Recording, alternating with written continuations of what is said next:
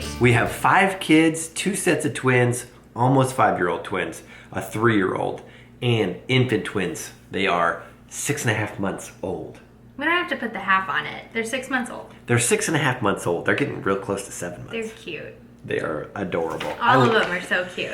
I really like 6 months age. Yeah, you like a sturdy baby. Exactly, and they're sleeping well, and they're happy almost all the time.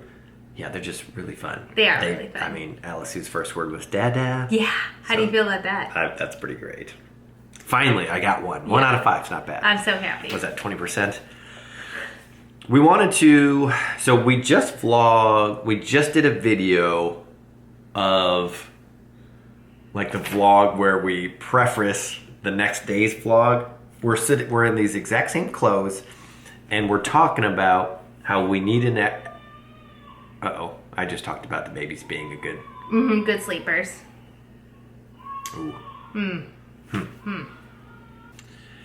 And she's back asleep. So yeah, where were we? I'm not exactly sure what we're doing here. We're giving an update. Okay. So we're telling them now? Yeah, even though it's not truly official. It's darn close. Well, I mean, what percentage would you give it? That's the thing. So probably tomorrow, the captain at Millington, so I was just gonna ask about like what timeline are we looking at? Yeah, so the head, so basically like the man. Do you wanna say what we're doing first? I think we've talked about it in multiple vlogs. Oh, okay. Now this is after we've talked about it. Yeah, this is our accurate timeline. Okay. So the the head of manpower is located in Millington, Tennessee, and they have received my paperwork. Tomorrow, like the civilian that's like at the head of the department will look over my required paperwork, make sure it all checks out, and then send it to the captain for them to say, yeah, everything looks good. That's happening tomorrow. Yeah. Possibly. Yeah, possibly. Mm-hmm. Yeah, I mean, they've already seen my paperwork once, and like I was missing a couple of things, so I sent that in. And then Greg, my commanding officer at the Naval Reserve Center, has to like put his stamp on everything, and then that'll be it. And so, yeah, so it could be, but even then, you know how the military is. Yeah, like, I do. I could get orders and they could be redacted. I mean, that's possible. Okay. Highly unlikely. It's highly unlikely that this wouldn't go through to begin with. They literally reached out personally to you to see if you would come back active. So yeah, but But that was only based on the fact that I'm a Navy optometry reservist. Like, they didn't look at my paperwork.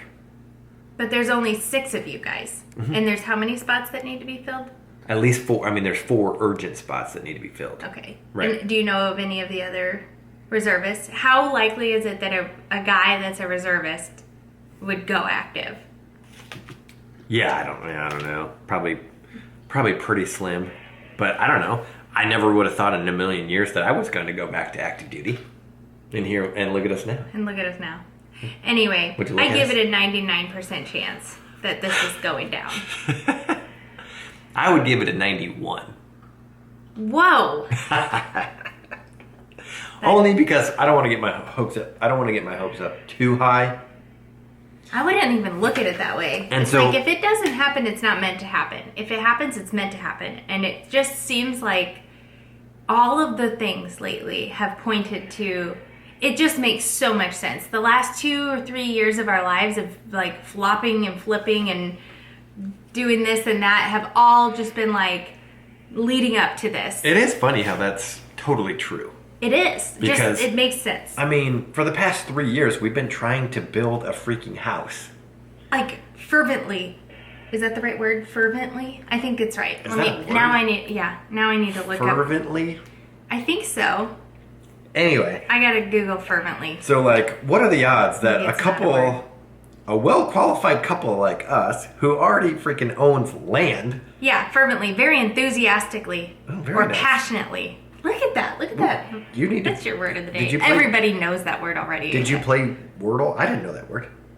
Did you play Wordle the day? No. Yeah. What are you waiting for, Christmas? Or Words with Friends? It's that time of year where that's really funny. Exactly. I say it all the time in the exam room. Anyway. Yeah, so we've been trying so hard. Yeah, what are the odds that we can't get a house built? We can't get this ship sailing. We can't get this, what is it, something off the ground?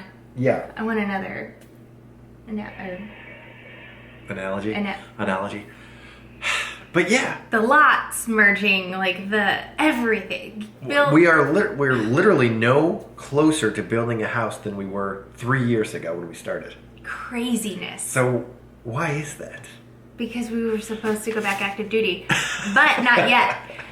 I wouldn't trade the 4 or 5 years that we lived here for anything. No, like not at all. Because the argument would be, if you're gonna go back active duty, why didn't you just stay active duty the whole time? Mm-hmm. Our kids were. I couldn't have been more happy that we went this route. Me either.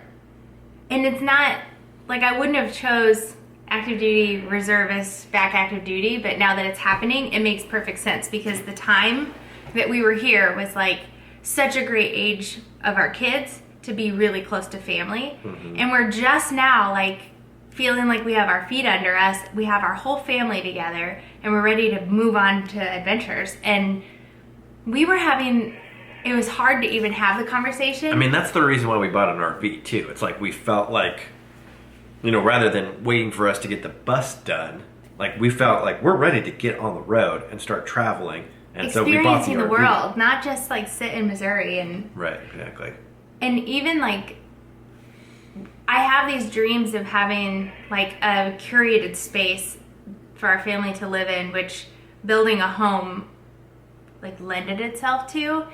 But at the same time, building right now is really crazy expensive.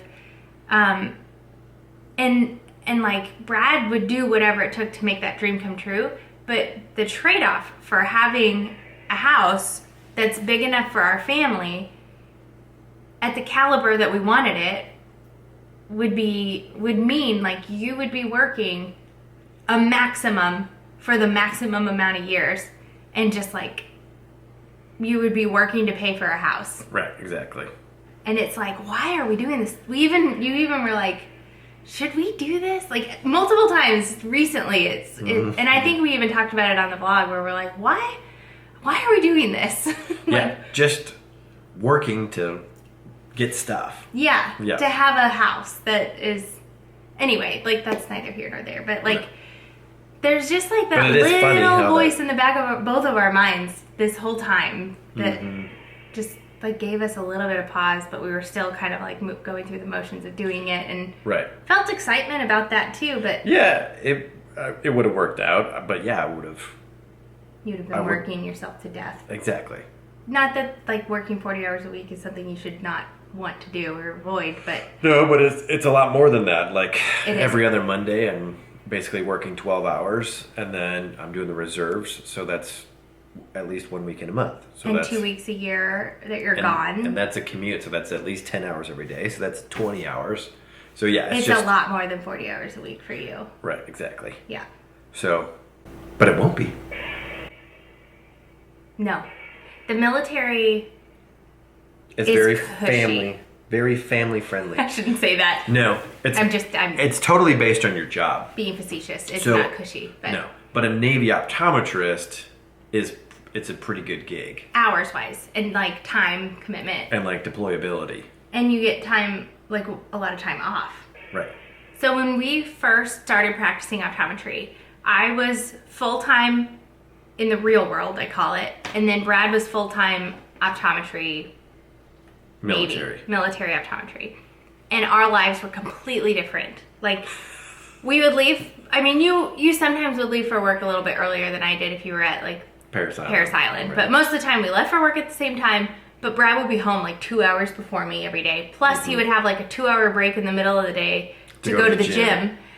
And meanwhile, I was working, I was in the clinic from 8 to 5. Anyway, then you would get, like, a 4-day weekend every month. Mm-hmm. And at least a 3-day, if not a 4-day. and your birthday off, and like once a month you would get like some random other holiday off. Yeah, like if nobody gets a DUI. Yeah, you would get another 4-day weekend. And then you would get like I joked that he got Groundhog Day off. Just like every holiday you could think of, you get off, which is great and well earned, well deserved. Yeah. And then a bunch of leave every year. Most military people, a lot of military people work weekends. They get deployed for 6 months to a year. So like they truly deserve all those days off. Me. But you just get them. I take care of those folks that do all the hard work. But you know, that's one of the perks, like, because it's hard to get a doctor to stay active duty. And so it's just kind of one of those perks that you get. And then obviously the benefits are awesome. Mm-hmm. So, but yeah. Should we talk about who might join us in our adventure? If you had to guess, leave a comment below. Who you think might follow us? My parents. So my parents are already retired. They're already doing the whole nomadic RV lifestyle thing. So they can be anywhere they want, whenever they want. And my parents would much rather visit us in Florida in the winter than they would in Missouri. So for them, it was a no-brainer for them to say, yeah, do it. That sounds awesome. And then my parents, on the other hand, I mean, just like my family in general, was really upset. And we talked about it in the vlog some. Mm-hmm. So, but more recently, like even just today. But your dad was always on board. Yeah. Like the first time I even brought it up. He's an adventure seeker, and he's lived, I mean, abroad, and just is like really motivated to travel at the moment. And even was saying today, like he's just kind of aggravated about how they're finally at a point in their life where they can travel, and they're not traveling much. They like get in this, not like a rut, but they just kind of get stuck at home and are just like, in the winter it's hard to leave in your RV because of the weather. And he's excited. He's truly excited about like the possibility of maybe spending some time in Florida. And then your mom? And then my mom was really, really heartbroken about the possibility of the grandkids being so far away. And she was like really upset about that, which I totally get and understand and sympathize with, and I hate it also. However, I will probably not be working in Florida. So for the next 2 years, I will probably not be seeing patients, and so that will mean I can come home for a week at a time or 2 weeks at a time. And I feel like we'll see my parents a lot, whether they come or not. Yeah, either way. More than when we lived in South Carolina, because... But your parents are even, like, already looking at real estate. But they're already looking at real estate. Like, it doesn't look like we're going to need to do that. However, I still will want to come back and see, like, Laurie and Buck and still experience, like, some winter and some fall, and summer here is always super fun. And my first duty assignment to Pensacola may only be 2 years. Right. We don't know for sure yet. Exactly. So there's a lot of questions still that we don't have answers to, but then we were like, well, should we still go ahead and build our house here? But it's like, if we leave our jobs are going to get filled, and we're not going to come back to our same jobs. In a small town, it's hard to to have two optometrists come back and be like, yeah, I want to work again. That's hard. Right. And it's serendipitous, I think that's probably the correct term, that there were some very major changes at our work. Right. So it wasn't even like, yeah, I don't know what to say about that, but yeah, it is one of those things. It's like another little nudge that's like, yeah, you guys are doing the right thing. Because our work was going to change pretty dramatically, it seemed like. Well, and it's funny because, so like, on November 10th is when I got the call, and they asked for me to come back on active duty. And then like a week later, some things went down at work that we didn't agree with. Unsavory. And so it was just like, ugh. I think that was like, okay. Yeah, I can. You guys are making the right decision. Yeah. Yeah. It's weird when you get that, because that's what that was literally my prayer during all of this, like when we were talking about what we should do and if this is even something we should consider, and if we do this, what's our life going to look like? And it's just so much to think about. And I think at that point, all you can do is just be like, I need help with this decision because obviously I don't know what to do. And things just started lining up. We had to have some really hard conversations. Like we had to have a conversation with our builder about not moving forward at this point. We wanted to do that as soon as possible because we didn't want him to do a bunch of work, which he was getting ready to start sending off for bids on everything, and he hadn't really started that yet. Called us to ask us a few more questions, and instead of like getting the information he needed to move forward with getting all the bids, we gave him this information that we might be moving to Pensacola, go back active duty. He wasn't upset. No. In fact, he actually wants our land. He wants to buy our land so we can offload our land if we want. I don't know if it's not worth that much, so it's not like... No, we're not going to make a profit. No, it's not like we can make a profit on it, and it's not like it's worth that much anyway to begin with. So it's... I mean, but it at might least be we'll worth... get our money back out of it. We could get our money back out of the land, but we could also just hang on to it in case someday we ever do come back. Right, yeah, it's not like we need... I love the land. We don't need to sell it. Right. But anyway, it was just... That was kind of interesting, and then my dad is like, well, does he want to buy our lots too? Because they're... I don't know, just they're thinking along the same lines we are. And I just feel like the days of having a gigantic mortgage are maybe, the things are kind of shifting, I guess. People are going to tiny homes and... Well, yeah, it's just getting more expensive to live. I guess that's true. Period. Yeah.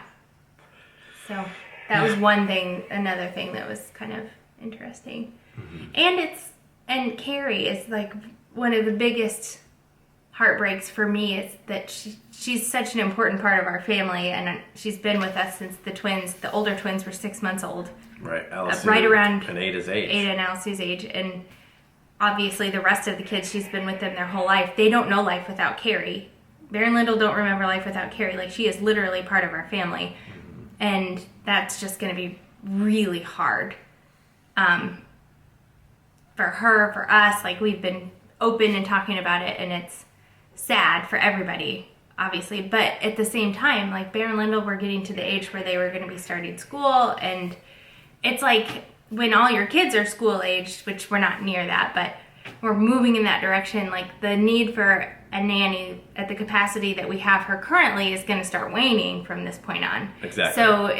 So we were gonna have her cut back anyway. Yeah, it's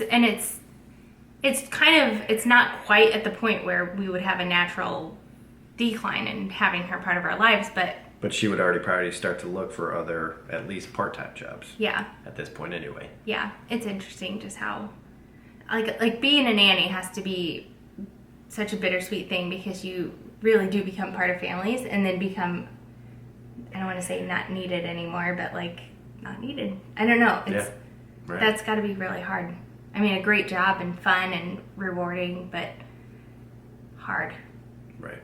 Anyway, Carrie is like one of the biggest factors of just like me feeling hesitant about the whole thing. But we chatted through it today and it went well, and then we texted each other about how we were crying once I left. Typical. Oh. I know. What do you think, Irie? Speaking of that, I need to buy her plane tickets down to Disney. Yeah. So, I need to do that tomorrow.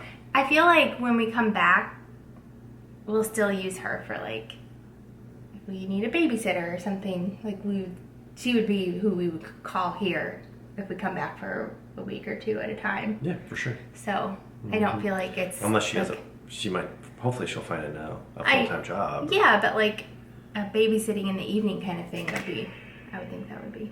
Anyway. Yeah. Okay, well, I don't know what our vlog schedule going forward is. I mean, we're still going to vlog, obviously. We got a ton going on in our lives. And we love to vlog, so we're going to keep doing that. I feel like we should ask their opinion. Like, would it make more sense to do 1 or 2 vlogs a week that are maybe a little bit longer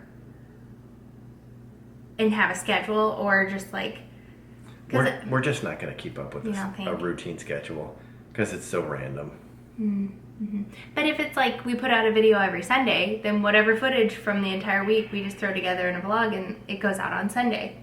And then at least people know that it's coming out that day and it's not like so random when we have like 3 days that we don't post anything, and then, you know, Yeah.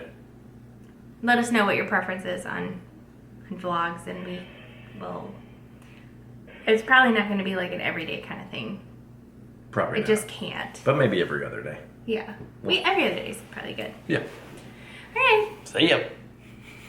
Iris.